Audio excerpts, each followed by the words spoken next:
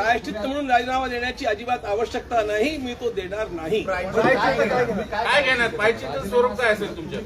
प्रायश्चित्तातली पहिली गोष्ट अशी आहे, आम्ही आमच्या ज्या काही चुका तिथे घडलेल्या असतील त्या सगळ्या चुका पुन्हा घडणार नाहीत याची व्यवस्था करणं, त्या व्यवस्थेला आम्ही लागलोय. 2926 अशा प्रकारच्या बहुमूल्य वस्तूंचं रजिस्टर सगळ्या प्रेस समोर ठेवलं. 2926 आणि ते सगळं ठेवून त्यांना सांगितलं यातलं कुठल्याही पानाचा कुठलाही फोटो तुम्ही घ्या, तुम्ही तपासून बघा. सर्वांच्या समोर ठेवलं आणि ज्या रामायणाच्या चोरीबद्दल गप्पा चालल्या होत्या ते रामायण तिथे आणून ठेवलं. ज्या बहुमूल्य हाराबद्दल चाललं होतं तो हार तिथे आणून ठेवला. ते काकभूषुंडी तिथे आणून ठेवले आणि रामाच्या त्या पादुका त्या पण तिथे आणून ठेवल्या. ज्यांच्याबद्दल चर्चा चालली होती अशा 4-5 वस्तू आम्ही आणून ठेवल्या आणि आवाहन केलं की ज्या दानदात्याला कुठल्याही प्रकारची शंका असेल हे लिहून दिलं बरं का. आणि प्रेसमध्ये पण मी सांगितलं त्यांनी यावं आणि खुशालपणे आम्हाला त्याचं त्याने दान दिल्याचं सांगावं आणि ती वस्तू तिथे सुरक्षित आहे की नाही हे बघावं.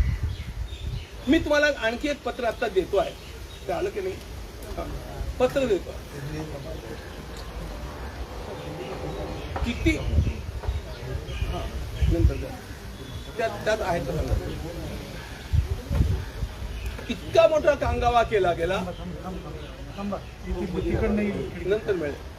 इतका मोठा कांगावा केला गेला की सिंधी समाजानं 1-1 किलोच्या 200 चांदीच्या विटा दिल्या आणि त्या कुठे गेल्या त्या मात्र त्याला आकडे फुगवून आणि असंच चाललं होतं सगळं रामायण.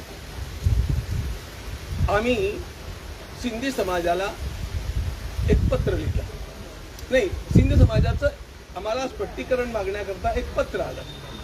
ते पत्र 26 जुलैला आलं, चुकलो 26 जूनला आलं. त्याला 1 जुलैला आम्ही उत्तर दिलं आणि ते उत्तर मिळाल्यानंतर त्यांनी आम्हाला एक पत्र लिहिलं आणि त्या पत्रामध्ये वी आर टोटली सॅटिस्फाईड हे सांगितलं. त्यांनी एक क्लिप पण काढली, तुमच्याकडे ती आली असेल तर बघा. पण त्यामध्ये त्यांच्या अध्यक्षांनी सांगितलं आम्ही ट्रस्टची क्षमा मागतो की आम्ही चुकून अशा प्रकारचं बोललो.